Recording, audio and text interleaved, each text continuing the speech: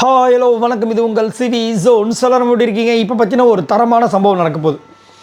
நம்ம கனிக்கு வந்து நாளைக்கு சரியான ஒரு ஆப் இருக்க போகுது. என்ன அப்படின்னு பார்த்தீங்கன்னா, இன்றைக்கி வந்துட்டு ஒஸ்ட் பர்ஃபார்மன்ஸில் 2 பேர் வந்து தேர்ந்தெடுக்கப்பட்டாங்க. கானா வினோத் அண்ட் எஃப்ஜே.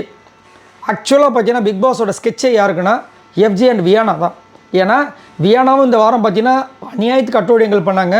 ஆனால் ஏதோ ஒன்று பண்ணாங்க. எஃப்ஜே வந்து பார்த்தீங்கன்னா ஃபுல்லாக அட்டூழியங்கள் மட்டும்தான், எதுவுமே பண்ணலை. கொஞ்சம் ஹெல்ப் பண்ணார், அவ்வளவுதான். ஸோ இப்போ பிக் பாஸ் வந்து பார்த்தீங்கன்னா இவங்க 2 பேருமே வந்துட்டு வேணும்னு பண்ணுற விஷயங்கள் அவருக்கு தெரிய ஆரம்பிச்சிச்சு. ஏன்னா 2 பேருமே வந்துட்டு ஒன்றா வந்து ஜெயிலுக்கு போகக்கூடிய விஷயங்களில் வந்துட்டு அங்கங்கே டிஸ்கஸ் பண்ண விஷயங்கள். அதுக்கப்புறம் அரோரா நிறைய இடங்களில் வந்து நம்ம விக்ரம் கிட்ட சொல்லியிருப்பாங்க. ஸோ பிக் பாஸ் வந்து என்ன பண்ணிட்டார்னா, இவங்க 2 பேர் தான் வரப்போகிறாங்க. இவங்களுக்கு ஒரு ஸ்கெட்ச் போட்டு வச்சிட்டார். என்னென்னா 200 மாலை ரெடி பண்ணோம். ஒருத்தர் மாறி வந்துட்டு ஒரே நூலை வச்சு ஊசி முனி அந்த பாசி முனி வந்து கோர்க்கணும். ரெட்டு ஒன்று பச்சை ஒன்று, ரெட்டு ஒன்று பச்சை ஒன்றுன்னு. ஏன்னா வச்சு செய்யணும்னு முடிவு பண்ணியிருந்தார்.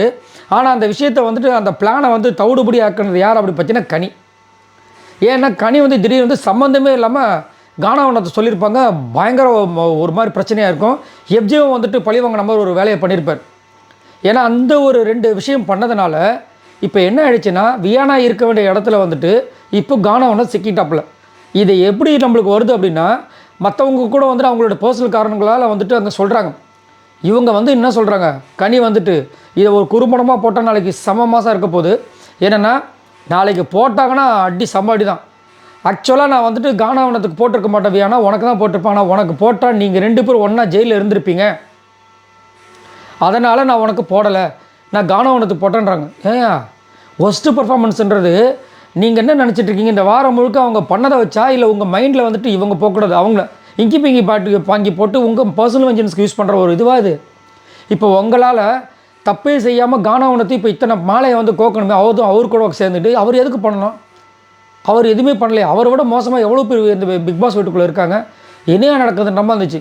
ஸோ கனி முதலேருந்தே பார்த்தீங்கன்னா எஃப்ஜேக்கு இந்த ப்ரொடெக்ட் பண்ணுற வேலையை எக்கச்சக்கம். அதுவும் குறிப்பாக இந்த வாரம் பார்த்தீங்கன்னா விஜய் பார்வதிக்கு அகேன்ஸ்டாக வந்து எல்லோரும் போராட்டம் பண்ணியிருப்பாங்க. சாரி கேட்கணும்னு சொல்லிட்டு அவங்க சாரி கேட்டிருக்க மாட்டாங்க. அதுக்கப்புறம் போராட்டம் நிறுத்தியிருப்பாங்க. அடுத்த நாள் வந்துட்டு இவர் சொரிஞ்சு விட்டார் அப்படின்ற ஒரு வார்த்தை யூஸ் பண்ண உடனே அது எப்படி ஒரு ஸ்டூடெண்ட்டை வந்து அவங்க கேட்பாங்கன்னு சொல்லிட்டு போராட்டத்தில் குதிச்சிருப்பாங்க. உடனே எஃப்ஜே கேட்கல. எஃப்ஜேக்கு ஆதரவாக கனி வந்துட்டு சொல்லுவாங்க, நைட்டு நீங்கள் ஒரு போராட்டம் பண்ணிங்களே விஜய் பார்வதிக்கு, அப்போ விஜய் பார்வதினா மன்னிப்பு கேட்டாங்களா? இப்போ எதுக்கு நீங்கள் எஃப்ஜே வந்து மன்னிப்பு கேட்குறீங்க? நீங்கள் எதுக்கு முதல் கேட்குறீங்க? நீங்கள் என்ன அவருக்கு ஆயா வேலை பார்க்க வந்தீங்க? உங்கள் தங்கச்சி என்ன சொன்னாங்க? கரெக்டாக வந்துட்டு நீ உன்னுடைய பர்ஃபார்மன்ஸை பண்ணி நீ மெயின் பிளேயராக அங்கே விளையாட போனியா, இல்லை மற்றவங்களுக்கு சப்போர்ட்டிங் கேரக்டராக விளையாட போனீங்கன்னு கேட்டாங்களே. உங்களோட சின்ன பொண்ணு இந்த பிக் பாஸ் சீசன்ஸில் சூப்பராக வந்து பர்ஃபார்மன்ஸ் பண்ணிட்டு போன ஒரு பொண்ணு, அவங்களோட மரியாதைக்காகவாவது நீங்கள் நல்லா பர்ஃபார்மன்ஸ் பண்ண மாதிரி இண்டிவிஜுவல் பிளேயராக அவங்க மானமும் சேர்ந்து போகுதுன்ற மாதிரி இருந்துச்சு. அவ்வளோ விஷயங்கள் சொன்னதுக்கப்புறமே எஃப்ஜேக்காக வந்து இங்கே ப்ரொடெக்ட் பண்ணுற சொல்லிட்டு எஃப்ஜேவை காப்பாற்றணும். வியானா அந்த பக்கம் போயிடக்கூடாது. எஃப்ஜேவை காப்பாற்றுறது ஒரு பக்கம், வியானா வந்து அந்த பக்கம் போயிடக்கூடாது. ஏன், என்ன காரணம்? பையன் தானே, ஒன்றும் சொல்கிறதுக்குல.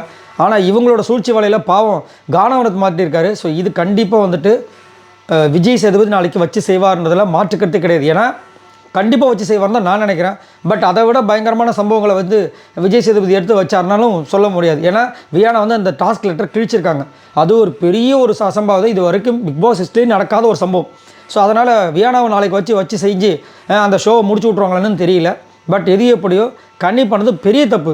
ஒரு ஒஸ்ட்டு பர்ஃபார்மன்ஸை கில்லுக்கிற மாதிரி நினச்சிக்கிட்டு இவங்க இஷ்டத்துக்கு வந்து மாற்றி போடுறதுல என்ன, இது வந்து ரொம்ப தவறான விஷயம்.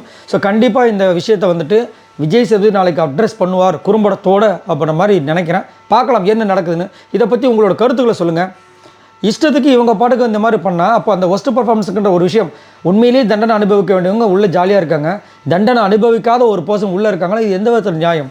மறக்காம கீழே கமெண்ட்ஸ் பண்ணுங்கள். பாய் நண்பர்கள்.